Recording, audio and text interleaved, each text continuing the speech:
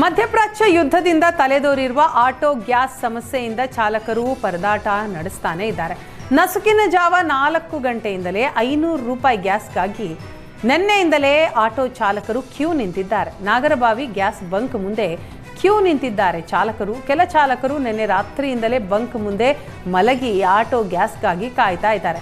ಇನ್ನು ಸಚಿವ ಮುನಿಯಪ್ಪ ವಿರುದ್ಧನೂ ಆಟೋ ಚಾಲಕರು ಆಕ್ರೋಶ ವ್ಯಕ್ತಪಡಿಸಿದ್ದು, ಕಾಂಗ್ರೆಸ್ ಆಟೋ ಚಾಲಕರಿಗೆ ಏನೂ ಮಾಡ್ತಾ ಇಲ್ಲ, ಈಗ ಕೇಂದ್ರ ಸರ್ಕಾರದತ್ತ ಬೊಟ್ಟು ಮಾಡ್ತಾರೆ ಅಂತ ಕಿಡಿಕಾರಿದ್ರು.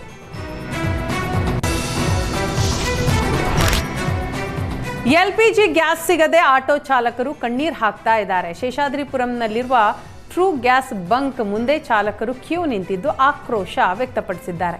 ದಾವಣಗೆರೆ, ಬಾಗಲಕೋಟೆಯಲ್ಲಿ ಹೋಗಿ ಪ್ರಚಾರ ಮಾಡ್ತಾರೆ, ಬೆಂಗಳೂರಿಗೆ ಬಂದು IPL ಟಿಕೆಟ್ ತಗೋತಾರೆ. ಆದರೆ ಆಟೋ ಚಾಲಕರ ಸಮಸ್ಯೆ ಮಾತ್ರ ಯಾರೂ ಕೇಳ್ತಾ ಇಲ್ಲ.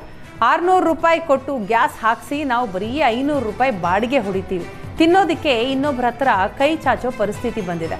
ದಿನ ಬೆಳಗ್ಗೆ ಆದರೆ ಬಡ್ಡಿ ಸಾಲ ಕಟ್ಟಬೇಕು ಅಂತ ಆಟೋ ಚಾಲಕ ಕಣ್ಣೀರು ಹಾಕಿದ್ದಾರೆ.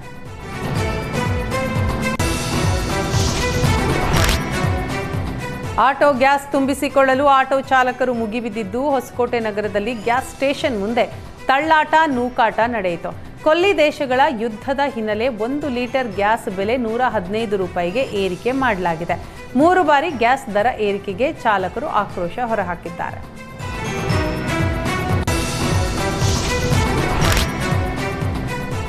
ಯುದ್ಧದ ಪರಿಣಾಮ ದೇಶದೆಲ್ಲೆಡೆ ಗ್ಯಾಸ್ ಬಿಕ್ಕಟ್ಟು ತಲೆದೋರಿದ್ದು, ದಿನದಿಂದ ದಿನಕ್ಕೆ ಆಟೋ ಚಾಲಕರ ಬದುಕು ಹಳಿ ತಪ್ತಾ ಇದೆ.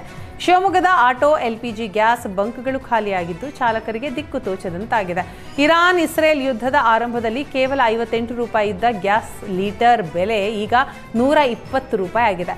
HP, ಭಾರತ್ ಮೊದಲಾದ ಕಂಪನಿಯ ಗ್ಯಾಸ್ ಸ್ಟೇಷನ್ಗಳಲ್ಲೂ LPG ಸಿಗದೆ ಆಟೋ ಚಾಲಕರು ಪರದಾಡ್ತಾ ಇದ್ದಾರೆ.